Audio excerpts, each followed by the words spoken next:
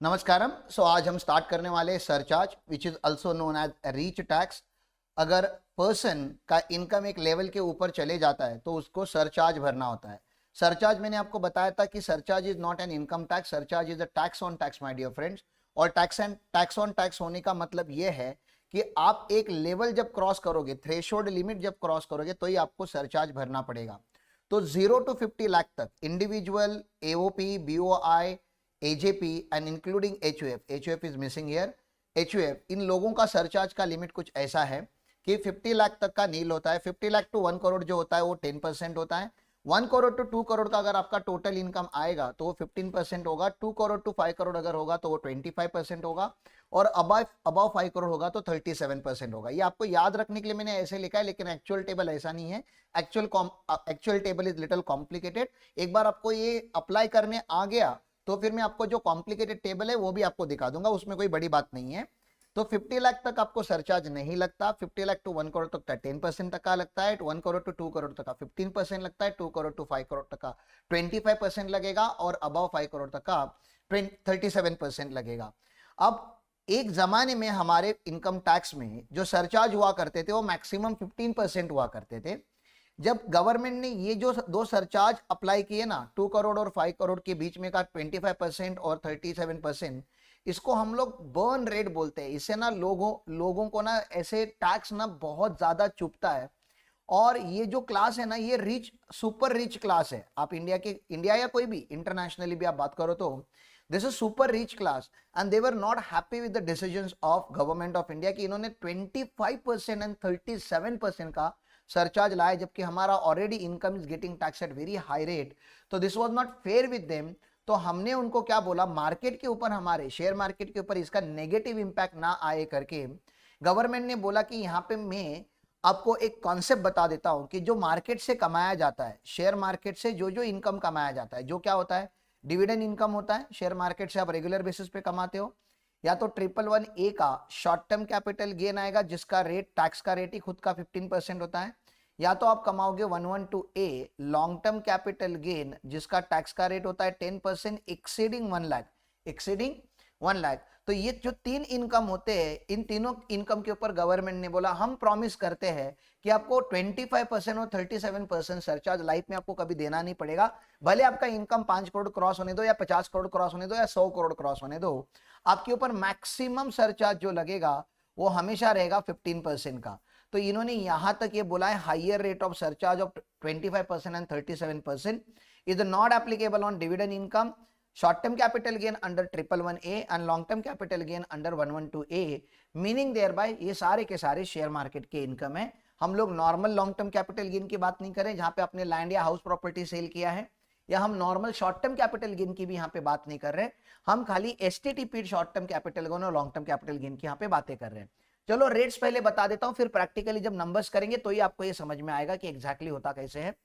अगर आपका फर्म है, लोकल अथॉरिटी है या लिमिटेड लाइबिलिटी पार्टनरशिप फर्म है, तो आपके लिए सरचार्ज का रेट बहुत ही सिंपल, जो ओरिजिनल सरचार्ज के रेट हुआ करते थे जब सरचार्ज इंट्रोड्यूस किया गया था तब अप टू 1 करोड़ नील होता था। और 1 करोड़ के ऊपर अगर आपका टोटल इनकम जाता है तो आपको 12% एक्स्ट्रा टैक्स देना पड़ता था। This 12% is again not on income, it is on tax. जो आपका टैक्स अमाउंट आया होगा उसका 12% हमें निकालना है। कंपनीज की अगर हम बात करेंगे तो कंपनी के पहले तो आपको रेट्स याद आने चाहिए। कंपनी के रेट्स क्या थे? डोमेस्टिक कंपनी का रेट क्या था? नॉर्मली 25% था। और अगर नॉर्मली नहीं, नॉर्मली 25% कैसे, नालायक लोग, नॉर्मली 30%। और आपका अगर टर्नओवर 400 करोड़ से कम हो लास्ट 2 ईयर्स के पहले, ठीक है ना, 2021 में, तो फिर आप लोगों का 25% हो जाता था, ठीक है ना। और फॉरेन कंपनी की अगर बात करेंगे तो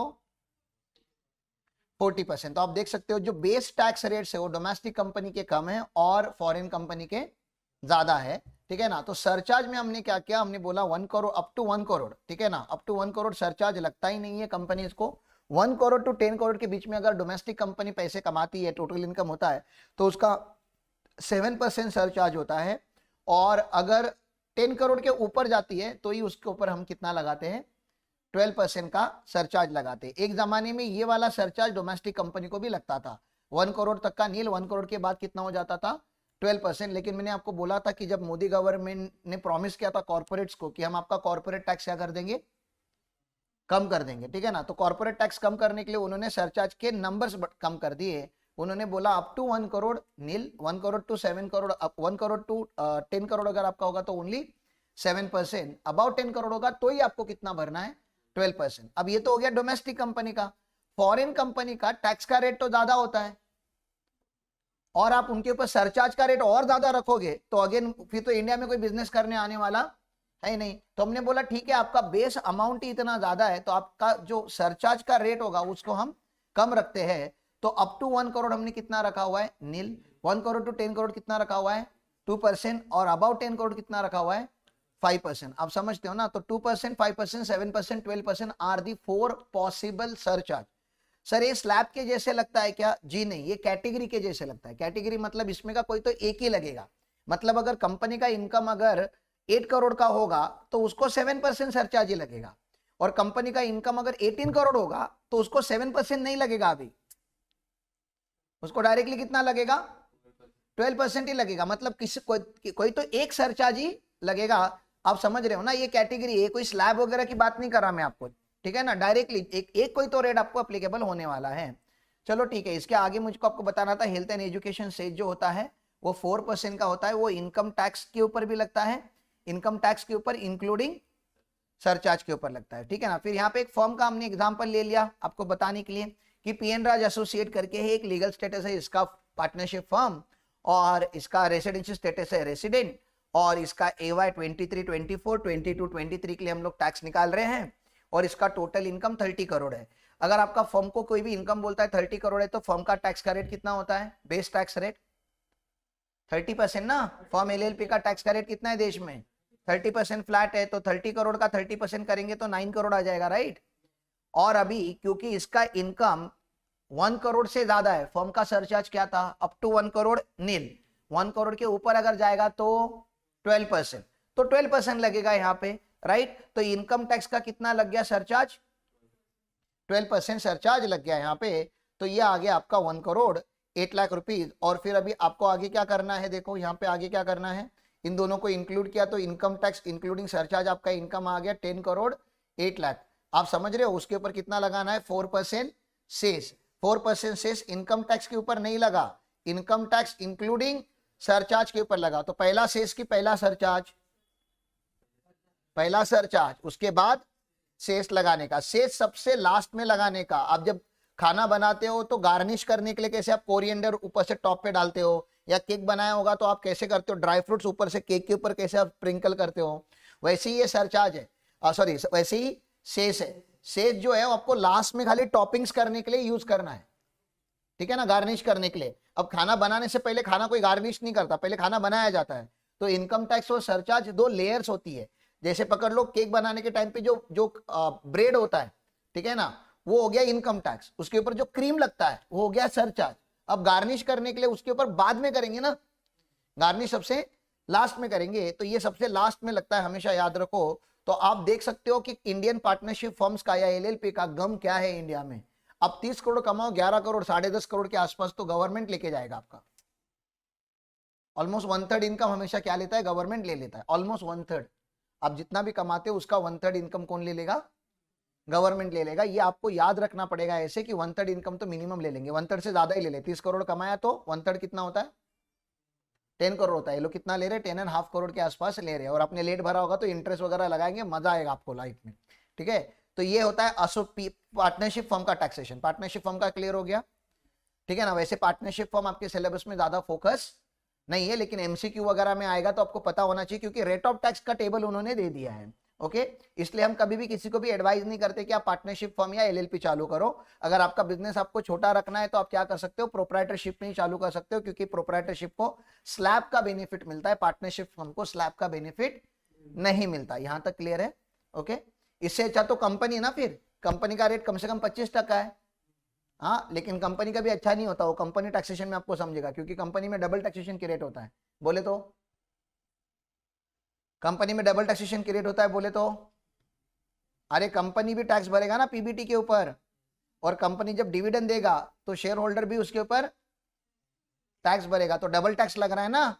हाँ, वैसा पार्टनरशिप फर्म में नहीं होता। पार्टनरशिप फर्म में टैक्स भर दिया तो फर्म से जो इनकम पार्टनर्स के हाथ में आता है वो एग्जेम्प्ट होता है। वो सारी बातें अभी तक हमने की नहीं है, आगे आगे आके करने वाले। लेकिन कंपनी किसी को एडवाइस नहीं करने का usually, unless and until they have very big plans, ठीक है ना। अगर बहुत बड़े बड़े प्लान्स होंगे तो कंपनी करने का, क्योंकि फिर कंपनी का अपना खुद का एक अपना वजूद है, फिर टैक्स वगैरह उनको फर्क नहीं पड़ता। आज रिलायंस को टैक्स का फर्क नहीं पड़ रहा है, रिलायंस है, टाटा टाटा है, ठीक है ना। लेकिन तुम बोलोगे मेरे को एक दुकान चालू करना है प्राइवेट लिमिटेड कंपनी के नाम पे, तो मैं बोलेगा उसमें कोई सेंस नहीं है, ठीक है ना। चलो आगे चलते। तो यहाँ पे कंपनी का एग्जांपल मैंने ले लिया स्वदेशी लिमिटेड। स्वदेशी मतलब आप नाम से देख सकते हो कितनी इंडियन कंपनी है, मतलब खून में रूटेड लग रहा है उसका। स्वदेशी लिमिटेड लीगल स्टेटस क्या है, इंडियन कंपनी है, रेसिडेंट है। AY 23-24 PY 22-23 का इसका टैक्स निकालेंगे। टोटल इनकम इसका है 8.5 करोड़। टोटल इनकम कितना आ गया। हाँ, अब इसका कंपनी का जब आपको टैक्स निकालना होगा तो आपको सबसे पहले क्या सोचना होता है कि क्या रेट पे इसका टैक्स लगेगा, यस और नो। क्या रेट पे लगेगा, 30 का भी आपके पास चॉइस है और 25 का भी चॉइस है। कुछ भी नहीं बोला होता तो आप कितना लेते, 30 लेते। लेकिन उन्होंने टर्नओवर का डेटा दे दिया है। 2021 में टर्नओवर 290 करोड़ है, 21-22 का टर्नओवर 460 करोड़ है और करंट प्रीवियस ईयर का टर्नओवर 560 करोड़ है। हम कौन से ईयर का टर्नओवर देखते हैं सर, करंट ईयर का तो बिल्कुल भी नहीं देखते, उसके लास्ट ईयर का भी नहीं देखते, 2 साल पहले का टर्नओवर देखा जाता है जो फिर फ्रीज हो चुका है इस डेट पे। तो 290 crore, and because 290 crore is less than 400 crore, तो उसका टैक्स का रेट क्या सिलेक्ट हो जाएगा, 25% सिलेक्ट हो जाएगा। तो टोटल इनकम के ऊपर इनकम टैक्स लगेगा एट द रेट ऑफ 25%। जरा निकाल के देखो, मुझको नंबर्स के ऊपर भरोसा नहीं है। 25%, 8.5 करोड़ का 25% निकालो जरा।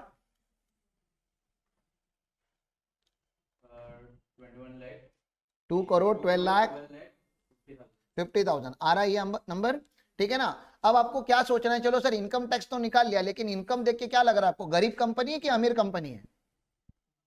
8.5 करोड़ कमा रही है यार, वो भी प्रॉफिट, टर्नओवर की बात वगैरह छोड़ दो, प्रॉफिट उसका 8.5 करोड़ है, अमीर कंपनी है, तो खाली टैक्स भरेगी कि सरचार्ज भी भरेगी, सरचार्ज भी भरेगी। अब कंपनी का सरचार्ज कैसे रहता था, डोमेस्टिक कंपनी का अप टू 1 CR तो नील होता था, वो नॉर्मल कंपनी होती थी। 1 CR टू 10 CR कितना परसेंट बोला था मैंने, 7%, और 10 CR प्लस होता तो 12%। तो इसको कौन सा वाला सरचार्ज लगाएंगे हम लोग, 7%। तो ये टैक्स के ऊपर आएगा ना 7%, तो उसका 2 करोड़ 12,50,000 का 7% निकाल के बता दो। 500 ये आ गया। अभी आपको क्या निकालना होता है, इनकम टैक्स इंक्लूडिंग सरचार्ज निकालना होता है, इनकम टैक्स इंक्लूडिंग सरचार्ज। तो आपने जो सरचार्ज निकाला है प्लस इक्वल टू मार दोगे तो कैलसी पे ये नंबर दिखना चालू हो जाएगा आपको, 227,37,500। और उसका ही आपको कितना लेना होता है, 4% मल्टीप्लाई करना होता है। 4% मल्टीप्लाई करने का, नोटबुक पे नंबर लिख देने का और प्लस इक्वल टू करने का, ठीक है ना। तो ये लाइबिलिटी आ गया, ये क्लियर है, ओके। फिर हमने बात करनी है और एक कंपनी की, विदेशी INC करके। अब विदेशी INC नाम से ही क्या पता चलता है ये कौन है, फॉरेन कंपनी है। फॉरेन कंपनी है तो इसका रेसिडेंशियल स्टेटस क्या होगा, नॉन रेसिडेंट, ठीक है ना। फिर भी इंडिया में अगर उन्होंने कमाया होगा, आप भले नॉन रेसिडेंट हो लेकिन आपने इनकम कहाँ पे कमाया हुआ है, इंडिया की जमीन पे कमाया, तो इंडिया टैक्स लेगा कि नहीं लेगा, लेगा ना। बहुत सारी फॉरेन की कंपनी इंडिया में बिजनेस करती है और हमको उनसे टैक्स लेना पड़ेगा, तो हमने टैक्स लेना है। सर ये फॉरेन की कंपनी जब इंडिया में आती है ना, तो ये 1 करोड़ 2 करोड़ कमाने के लिए अपना देश छोड़ के इंडिया में नहीं आते। आपको लग रहा है क्या फॉरेन की कंपनी इंडिया में आके 8-10 करोड़ का बिजनेस करने के लिए इंडिया में आई है, वो नहीं। तो ये लोग जब भी आते हैं ना तो ऐसा बिजनेस करते हैं, 1200 करोड़ वगैरह का प्रॉफिट कमा के जाते हैं। तो 1200 करोड़ का प्रॉफिट है, कितने 100 करोड़ का प्रॉफिट है।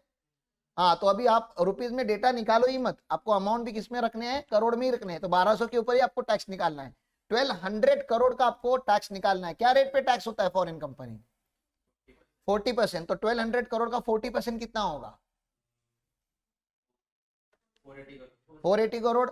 अब अमीर कंपनी लग रही है कि गरीब कंपनी लग रही है, अमीर लग रही है ऑब्वियसली सर, 1200 करोड़ कौन कमाता है, ठीक है ना।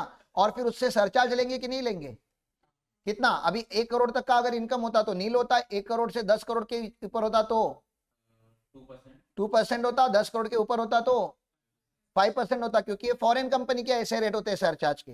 तो निकालो कितना निकालेंगे यहाँ पे, 5% निकालेंगे तो 5% कितना आ जाएगा, 24 करोड़ आ जाएगा। फिर इसका दोनों का टोटल कितना आ जाएगा, income tax including surcharge 504 crore आ जाएगा। उसके ऊपर सेल्स निकालो 4% का, तो आप देख सकते हो किसी फॉरेन कंपनी अगर इंडिया में 1200 करोड़ कमाए तो 550 करोड़ तो हम ही रख रहे थे लेकिन कमा भी तो रहे ना हमारे यहाँ पे वो लोग, ठीक है।